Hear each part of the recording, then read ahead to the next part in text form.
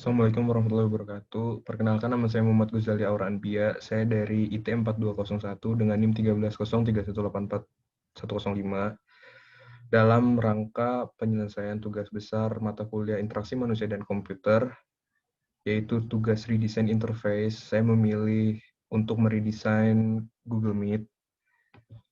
Jadi kita langsung ke PPT-nya.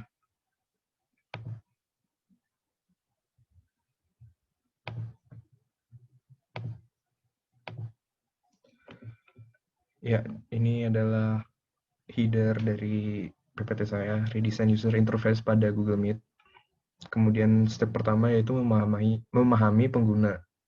Di sini kita mempunyai persona dari Ibu Citra Dwi Hayuwidi dan Ibu Ega Mega Asih. Terus step kedua memahami fungsi bisnis. Di sini ada mental mode di mana dijelaskan cara dari awal sampai meeting selesai, dari login hingga akhirnya kita bisa memilih untuk stay login or not. Terus ada HTA atau Hierarchy Task Analysis, di mana di sini dijelaskan dari step pertama hingga step terakhir, yaitu melakukan meeting sampai selesai kelas.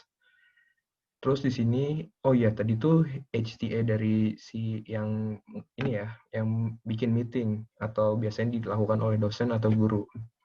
Terus kemudian hierarchy task analysis yang ini adalah dari apa namanya, yang versi student-nya. Terus ada conceptual model di mana pertama itu membuka website Google Meet, kemudian login Google, join or create meeting, turn on camera and mic, observe the class, finish, close the windows, or log out. Step ketiga, memahami prinsip desain UI. Nah, di sini desain standar dan style guide.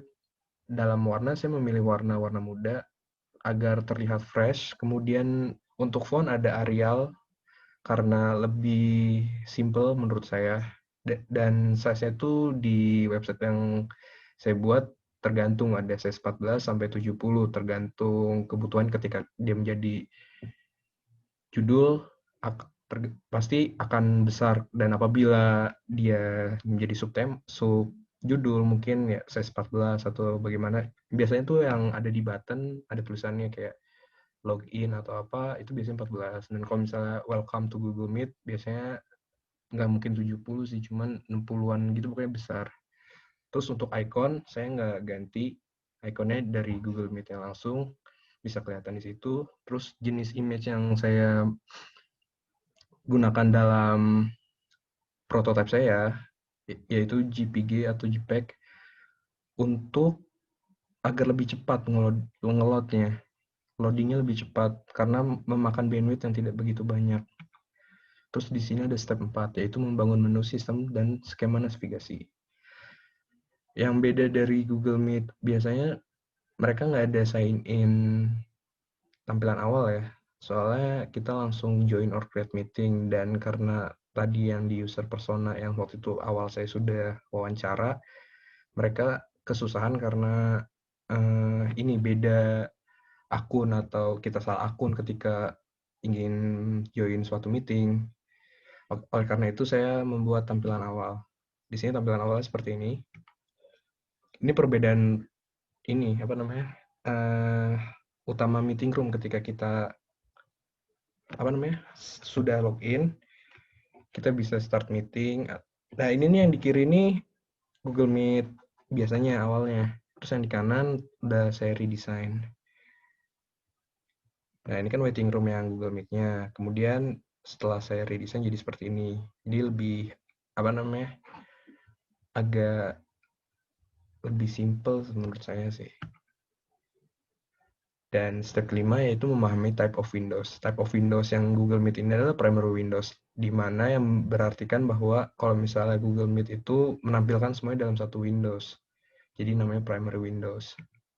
Step keenam, perangkat interaksi. Nah, input device yang ada penting di website ini nih apa sih? Ada 4 menurut saya, yaitu mouse, keyboard, microphone, kamera. Terus untuk output device-nya ada 2, yaitu monitor dan speaker. Step yang ketujuh, screen based control. Nah, di sini tuh yang dimaksudkan operable button itu berarti yang bisa diklik atau iya bisa diklik maksud saya, sorry. Di sini ada sign in, ini warna biru, itu dia bisa diklik dan ada juga yang di bawahnya sign in as Muhammad Ghazali, itu bisa juga diklik. Terus kalau misalnya contoh text area itu dari yang isi email dan password text area ya. Terus step 8 ada penulisan teks dan pesan. Nah, pada dasarnya Google Meet ini mengikuti bahasa yang telah kita pilih untuk menggunakan Chrome. Misalnya kita memilih bahasa Indonesia, otomatis Google Meet ini akan ditampilkan menggunakan bahasa Indonesia. Apabila kita menggunakan bahasa Inggris, maka otomatis juga akan jadi bahasa Inggris Google Meet-nya. Namun, prototipe yang saya buat sekarang menggunakan basic bahasa yaitu bahasa Inggris karena untuk internasionalisasi agar gampang dimengerti atau digunakan oleh semua orang. Step ke-9 yaitu feedback, guidance, dan assistance. Pada Google Meet terdapat opsi feedback dan report issue sehingga user dapat melapor atas kesalahan atau ketidaktauan ketika menggunakan aplikasi Google Meet pada sektor di bawah ini. Di situ yang kiri ada informasi dan yang kanan ada tanda tanya di mana kita bisa cari tahu apa yang kita nggak tahu di situ. Step 10, internasionalisasi. Nah, internasionalisasi ini yang tadi saya bilang, kenapa saya menggunakan bahasa Inggris. Pemilihan bahasa Inggris dalam prototipe itu memudahkan kita atau menggeneralisasi user yang dapat menggunakan prototipe kita. Misal bisa semua orang, bisa pokoknya yang bisa bahasa Inggris bisa menggunakannya. Terus pemilihan simbolnya juga yang banyak dikenal, yang banyak ditahuin oleh orang-orang, yaitu misal kamera, mikrofon. Terus ada aksesibilitas. Aksesibilitas dalam perancangan prototipe Google Meet ini telah diperkuat dengan landasan agar dimengerti semua orang dengan hadirnya tampilan awal berbeda agar kita tidak salah menggunakan akun ketika hendak bergabung ke suatu meeting. Step 11 dan 12, graphic, icon, image, and color. Di situ bisa terlihat yang icon seperti apa. Terus ada help. Ini yang saya bilang dari internasionalisasi tadi. Kita dapat mengetahui kalau misalnya ibaratnya ada kamera, oh ini buat turn on kamera, turn off kamera, atau ada mikrofon untuk nyalakan atau matikan. Dan yang saya gunakan user interface-nya itu kayak toggle gitu bahasa Inggrisnya, sorry. Nah, pemilihan warna di sini tuh pemilihan warnanya dari yang saya pilih, saya mengambil yang warna mudanya. Misal untuk warna hijau mempresentasikan ketenangan agar tidak grogi, dan misalnya biru membus rasa kecerdasan dan percaya diri dan lain-lain seperti yang sudah ada di sini. Step ke-13, organize layout windows and page. Nah, di sini ada menu pertama yaitu menu sign in. Kemudian ada menu buat atau gabung meeting. Jadi kita bisa milih antara kita buat suatu meeting atau kita gabung suatu meeting yang udah ada. Dan yang ketiga ada waiting room.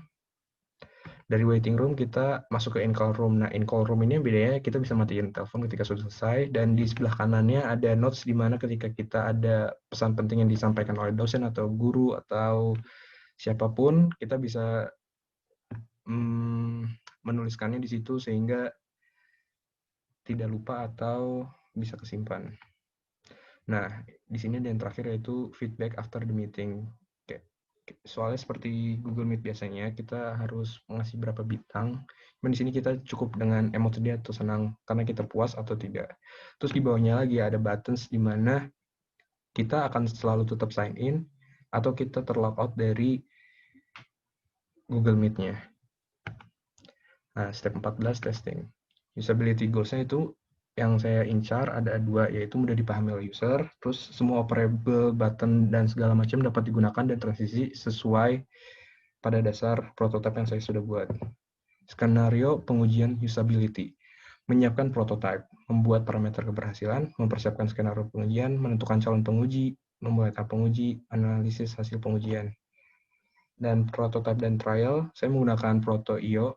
Sebelumnya saya mohon maaf, itu Ghazali Rehan itu sebenarnya tadinya saya kurang yakin menggunakan Proto, cuman saya mencoba-coba dan akhirnya dari segala website seperti Adobe XD saya udah nyoba tapi kurang mengerti, kemudian Figma saya paling bisa di Proto, makanya ketika saya mencoba-coba saya tidak menggunakan nama asli saya di sana.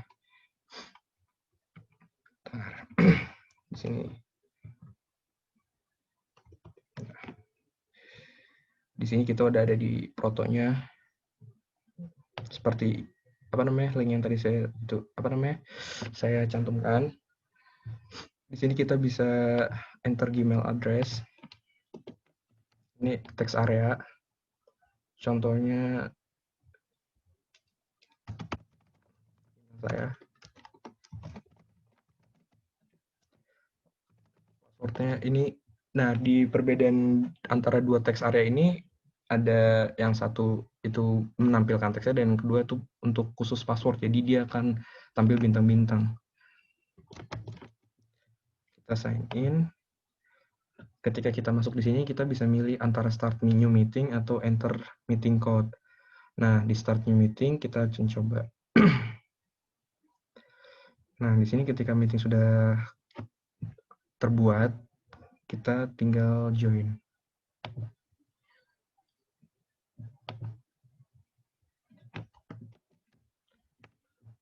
Misalnya IMK DS juga. Jadi bisa ya kita klik notes di situ untuk di sini kamera. Oh ya, kalau kamera nggak bisa soalnya kita lagi ngerekam di Zoom yang kita pakai sekarang. Oke. Kita matikan. Set. Dan kita di sini bisa antara pilih keep me sign in atau logout. Kita keep me sign in aja. Dah, kita akan balik lagi ke sini dan akan menyuruh kita untuk kembali sign in atau sign up. Nah, dari evidence pengujian itu kita mempunyai 3 narasumber, yaitu Ibu Citra, Ibu Kapuput, dan Kak Dewa.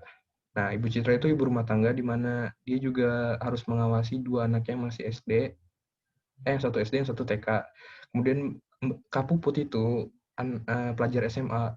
Kemudian ada Kak Dewa, pelajar SD yang udah kelas 6, hampir SMP. Metodenya menggunakan metode skala 1-5, di mana 1 itu sangat kurang, 2 kurang, 3 cukup, 4 cukup baik, 5 sangat baik. Usefulness. Di sini kita bisa melihat usefulness efektivitas. Jadi dari usefulness ini ada 3 hal yang saya nilai, yaitu efektivitas, semua fungsi berjalan, terus dapat digunakan dalam pembelajaran. Kemudian ada ease of use. Di ease of use ada 4 hal, yaitu mudah dipahami, fleksibilitas, effortless, dan availability. Availability itu apa sih? Jadi bisakah ini digunakan di mana saja? Terus effortless itu apa sih? Effortless itu apakah ini dapat digunakan tanpa pemikiran yang sangat panjang? Terus fleksibilitas juga kayak oh ini bisa dikerjain, mudah dipahami gitu sih lebih. Terus dari satisfaction ada 4 hal yang saya bahas juga, yaitu desain cukup, experience yang didapat, rekomendasi ke orang, akan dibutuhkan atau tidak ke depannya. Terus ini hasil follow up tadi. Bu Citra itu kekurangan ini yang tadi yang kata Bu Citra, desain setelah call in yang kurang menarik, yang dari warna hitam mungkin ya. Terus habis itu kelebihannya ada menempatkan icon yang baik dan pemilihan warna yang baik. Terus Kak Puput desain yang monoton. Kelebihannya pemilihan warna yang baik. Kak Dewa kekurangannya dia kurang bisa mengerti bahasa Inggris. Kelebihannya tampilannya baru, seru. Jadi bisa disimpulkan bahwa kelebihan dari prototipe yang saya buat adalah pemilihan warna yang baik, kemudian tampilannya baru untuk anak SD, terus kemudian kekurangannya tuh mungkin di desainnya yang agak monoton. Soalnya sesuai user persona yang saya buat dan saya teliti, si user ini ingin memperbaiki ketika mereka login, ketika mereka join meeting, mereka nggak salah akun lagi. Jadi di situ yang saya perbaikin. Ini ada evidence of use. Sekian, terima kasih. Assalamualaikum warahmatullahi wabarakatuh.